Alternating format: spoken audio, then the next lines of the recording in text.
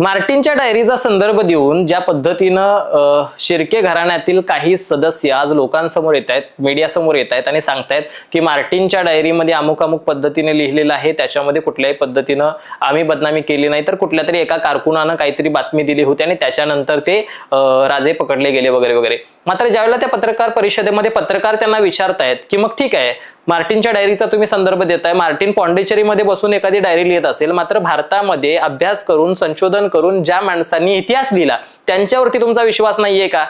आणि मग या प्रश्न ज्यावेळेला विचारले जातात त्यावेळेला मात्र त्यांच्याकडून कुठल्याही पद्धतीची उत्तरं येताना त्या प्रेस कॉन्फरन्समध्ये कुठल्याही पद्धतीनं दिसत नाहीये. मग नेमकं इतिहास संशोधक असतील, इतिहास तज्ञ असतील, यांनी ज्या ज्या वेळेला वेगवेगळे रेफरन्स देण्याचा प्रयत्न केला त्यावेळेला असं लक्षात येतं की शंभूराजे गेल्यानंतर गणोजी शिर्के असेल, कान्होजी शिर्के असेल यांना औरंगजेबाच्या दरबारी कशा पद्धतीनं 500 ची मनसबदारी, 5000ची मनसबदारी वगैरे त्यांना मिळालेली वगैरे होती. मग ही मनसबदारी नेमकी कशासाठी मिळाली?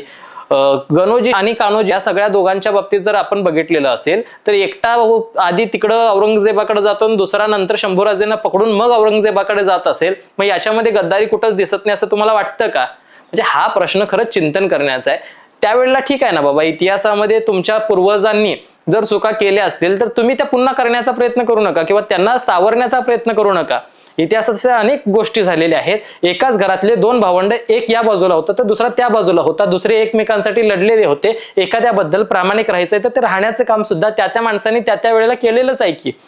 मग अशा परिस्थितीमध्ये आज तुम्ही इथं पत्रकारांसमोर जाऊन ठाम भूमिका मांडली पाहिजे की होय बाबा ते चुकले असतील, इतिहासातले संदर्भ त्यांच्या विरोधात जात असतील तर ते चुकीचे असतीलही, मात्र आज आम्ही ठामपणे शंभूराजेंच्या बरोबर आहोत आणि शंभूराजे जे वागले, जे ते जगले, त्यांचा आम्हाला अभिमान आहे हे तुम्ही सांगा ना. तुम्ही कशाला खोलात जाऊन त्या शिर्केंना, गणोजीला आणि कान्होजीला वाचवण्याचा प्रयत्न करताय? ते स्वतः चित्रपटाच्या दिग्दर्शकांना फोन करतायत आणि दिग्दर्शकांना म्हणतायत की तुम्ही आम्हाला आधी बोलायला पाहिजे होतं, तुम्ही आमच्याशी कॉल करायला पाहिजे होता, तुम्ही चुकीच्या पद्धतीनं गणोजी आणि कान्होजी या दोघांना दाखवण्याचं काम केलेलं आहे. मग त्यावेळेला स्वतः उत्तेकर, जे लक्ष्मण उत्तेकर चित्रपटाचे दिग्दर्शक आहेत, त्यांनी सुद्धा त्यांचा कॉल रेकॉर्डिंग एक व्हायरल झाला. तो कॉल रेकॉर्डिंग तुम्ही ऐकला असेल तर त्यात फार सुंदर पद्धतीनं त्यांनी अतिशय मार्मिकपणे उत्तर दिलं. त्यात ते असे म्हटले की आम्ही चित्रपटाच्या प्रस्तावनेमध्ये लिहिलेलं असतं की हा चित्रपट पूर्णतः छावा या कादंबरीवर आधारित आहे.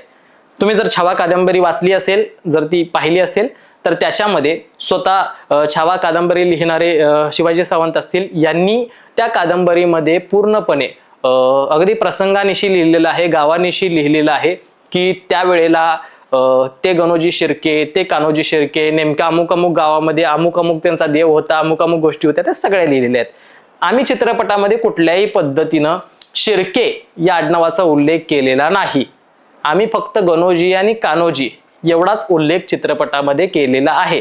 त्यामुळं कुठल्याही पद्धतीने आम्ही तुमच्या भावना किंवा तुमच्या धर्माच्या किंवा तुमच्या समाजाच्या किंवा तुमच्या आडनावाच्या लोकांच्या भावना दुखवल्याचा कुठलाही मला संदर्भ त्या चित्रपटात जाणवत नाही. अतिशय उत्तर आणि अतिशय मार्मिक उत्तर मला ते वाटते की कुठेही, म्हणजे डिस्क्लेमर तुम्ही बघा, त्याच्यामध्ये सुद्धा आम्ही सांगितलेलं आहे छावा कादंबरीवर आधारित आहे. दुसऱ्या बाजूला आम्ही पुढे जाऊन दाखवलेलं आहे की चित्रपटामध्ये गणोजी आणि कान्होजी अशी नावं फक्त घेतलेत, शिर्के अख्ख्या पिक्चरमध्ये एकही उल्लेख नाही. म्हणजे आज अक्षय म्हटल्यानंतर माझ्या अक्षय नावाचे अक्षय कुमारही असू शकतो, अक्षय खन्नाही असू शकतो आणि आम्ही अक्षय येळकी असू शकतो. अर्थात अक्षय म्हटल्यानंतर ते अक्षय कुमारला लागू होण्याची गरज नाही किंवा अक्षय खन्नाला लागू होण्याची गरज नाही. सांगायचं तात्पर्य एवढंच आहे की आज आपल्या गणोजी कान्होजी म्हटल्यानंतर तुम्ही अंगावरती ओढून घेताय, म्हणजे ते तुम्ही लागू केलं की शिर्केंच मी आम्ही गणोजी कान्होजी सांगतोय. मग भले ते असतील, गणोजी शिर्के जरी आम्ही म्हटलं असतं, कान्होजी शिर्के जरी आम्ही असलं असतं, स्वराज्य रक्षक संभाजी मालिकेचा त्यांनी सुद्धा एक दाखला दिला. त्या मालिकेमध्ये सुद्धा गणोजी शिर्के आणि कान्होजी शिर्के आणि त्यांच्या गावासहित पूर्ण नाव घेण्याचं काम केलेलं आहे. मग त्यावेळेला तुम्ही का बोलला नाहीत असं उत्तेकरांनी त्यांना सवाल सुद्धा केला. मग हा महत्वाचा प्रश्न आहे की ज्या वेळेला स्वराज्य रक्षक मालिका आली त्यावेळेला तुम्ही बोललेला नाही आहात, ज्या वेळेला छावा कादंबरी आली त्यावेळेला तुम्ही समोर येऊन बोलत नाही आहात. आजपर्यंत 200-250 नाटकं ही शंभूराजांना बदनाम करणारी झाली, त्यावेळेला सुद्धा तुम्ही समोर येऊन बोललेला नाही आहात.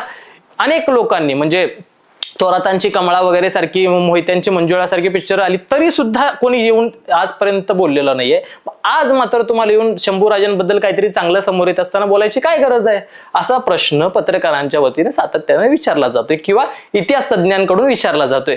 त्यामुळं या सगळ्या प्रश्नांची जर उत्तरं नसतील तर मला असं वाटतं शिर्के कुटुंबातील सदस्यांनी सुद्धा अशा पद्धतीनं कॉन्ट्रोवर्सीमध्ये पडण्याची कुठल्याही पद्धतीची गरज नाहीये आणि त्यांनी स्वतःची भूमिका स्वतःच्या ज्या काही असतील ते स्वतःजवळ ठेवून अशा पत्रकार परिषदा घेऊन आम्ही आंदोलन करू महाराष्ट्रभर या सगळ्या गोष्टींना चुकीच्या पद्धतीने आमच्या घराण्याची बदनाम, तुमच्या घराण्याचं नावच घेतलेलं नाहीये ना, त्यामुळे तुम्हाला आंदोलन करण्याची वगैरे काही गरज नाहीये.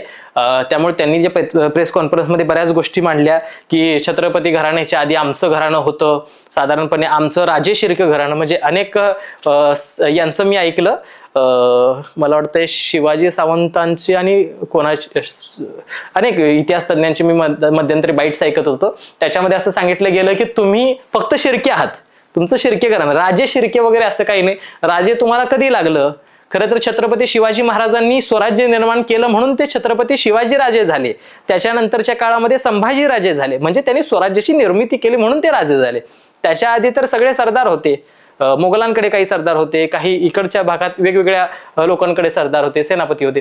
मग इथं राजे लावून घ्यायची काही गरज नव्हती असं काहींचं मत येते, हे माझं नाही, मीडियावरती ते व्हायरल सुद्धा होत आहेत.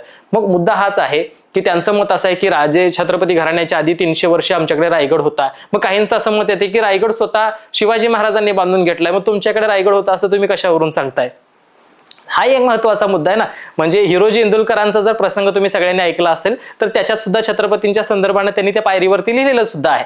मग मुद्दा असा आहे की रायगड शिवाजी महाराजांनी बांधलाय, मग तुम्ही रायगडावरती काय करत होता, हा सुद्धा इथं प्रश्न उपस्थित होतोच की.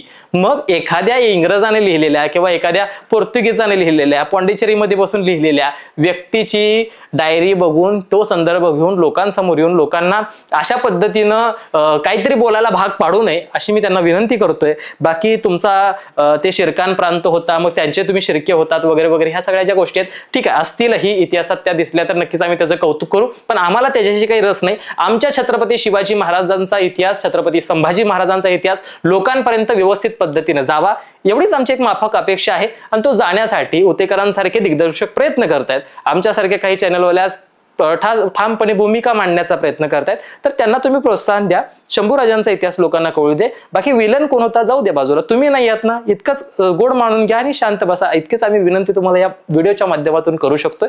बाकी व्हिडिओ आम्ही असेच बनवत राहू, लोकांपर्यंत पोहोचवत राहू. सत्य पोहोचवत असताना अडचणी अनेक येतील, अनेक विरोधातले कॉल सुद्धा आम्हाला येतील, मात्र आम्हाला त्याची पर्वा नाही. आम्ही ठामपणे खरा इतिहास लोकांपर्यंत पोहोचवण्यासाठी निर्भीडपणे काम करत राहू. इतकंच, धन्यवाद.